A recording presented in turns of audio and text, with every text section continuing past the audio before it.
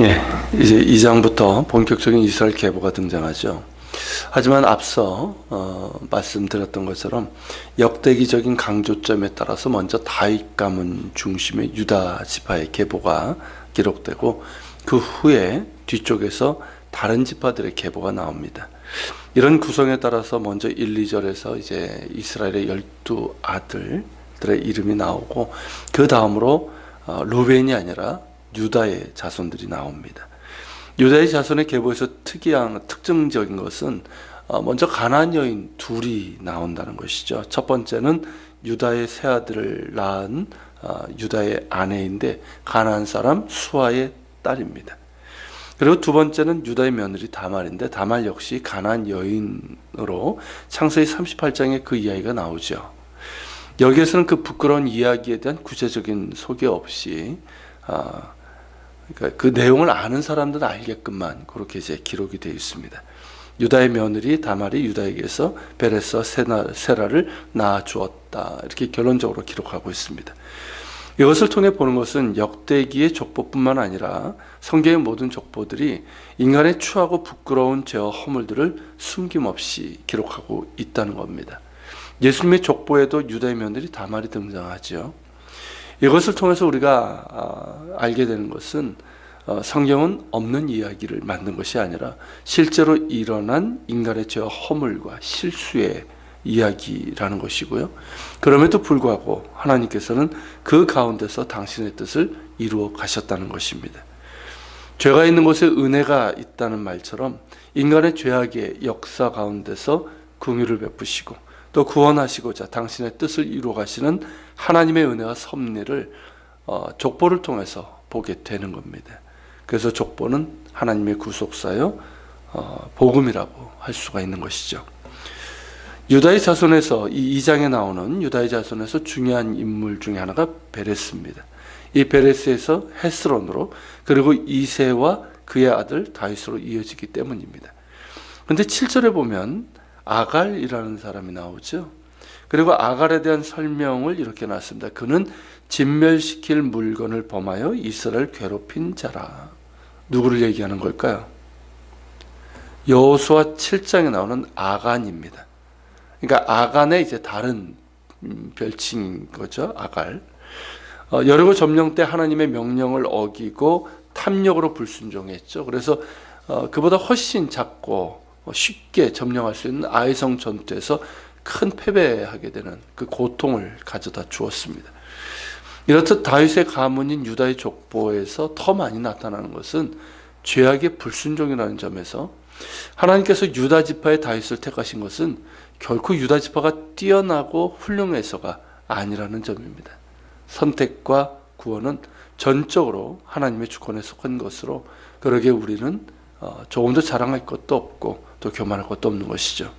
그저 나 같은 죄인 살리신 주 은혜 놀라와 겸손히 감사와 찬양을 돌릴 뿐이고 거룩한 순종으로 주님과 동행하는 것이 마땅할 따름입니다.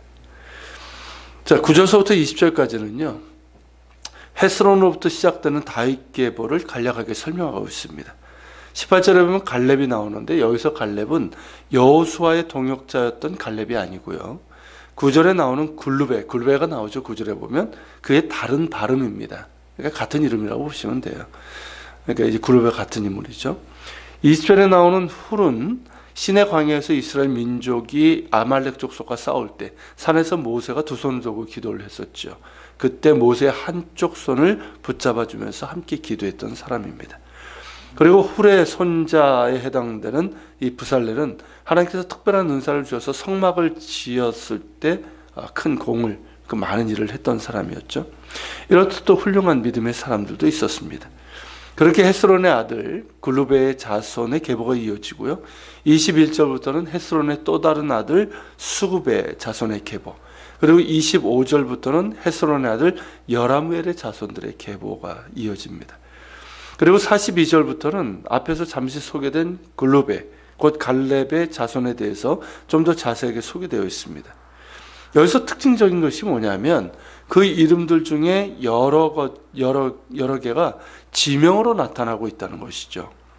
그러니까 모든 지명을 학자들이 증명할 수 있는 건 아니지만 가나안 시대 때 지명이 여호수아 이후에 이스라엘 지명으로 바뀐 것이 사실입니다.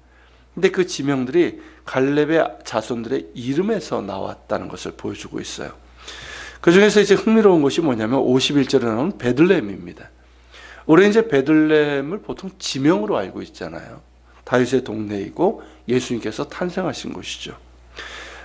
그런데 창세기 35장 19절 그리고 미가서 5장 2절에 보면 이 베들레헴을 에브랏, 또 신약 성경에서는 에브라다 이런 식으로 이제 헬라식으로 이제 발음하고 있는데, 여기 보면 갈렙의 부인의 이름이 에브라다입니다. 그러니까 에브라다가 낳은 증손자에 의해서 그 지역이 개척이 됐거나 이렇게 점령이 돼서 이름이 붙여진 걸로 볼 수 있는 거예요. 그래서 여기에서는 베들레헴으로 나오고 다른 곳에서는 종종 에브라다도 나옵니다. 그러니까 원래 인명에서 그렇게 나왔다는 걸 볼 수가 있죠. 이상이 대략적으로 본 2장의 내용인데요. 역대기 중심은 유다 지파의 다윗 계보의 이 서론과 같다라고 할 수가 있습니다. 역대기 중심이 그렇기 때문에 2장은 좀 서론과 같다. 유다에게서 다윗까지 오기까지의 계보와 그 반계와도 같은 사람들의 이 계보를 통해서 다윗의 동네라고 불리는 이 베들레헴의 지명이 붙여진 경유, 그리고 유다 지파가 분배된 지역이 어느 곳인지, 여기 보면 헤브론도 나오죠. 또 그 인명에서 나온 걸로 나옵니다. 그러니까 유다 지파가 분배된 이 지역이 어느 곳인지를 이 인명과 또 관련된 이 지명을 통해서 알려주고 있습니다.